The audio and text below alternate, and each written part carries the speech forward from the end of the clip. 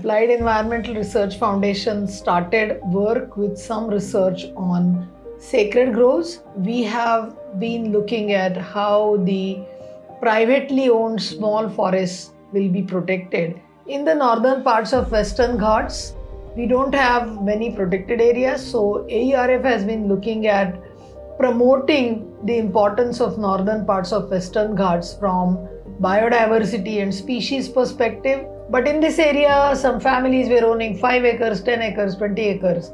And then the person who stays in the village cannot do much on that land because he has to take permission from everyone else. The best thing they used to do is to offer that to a logging contractor. We started talking to people and we offered them one very innovative mechanism that instead of getting 5,000 rupees from a logging contractor for cutting your forest, we will give you say 6,000 rupees or little more, but you will have to enter into an agreement with us for not cutting this forest for next 5 to 6 years or 10 years. We came up with this idea of developing some value chains using international certification to understand what economic values or returns can we create from harvesting non-timber forest produce or products like honey, so that the returns or the revenues from the sale of this can contribute to conservation of this forest over the long term.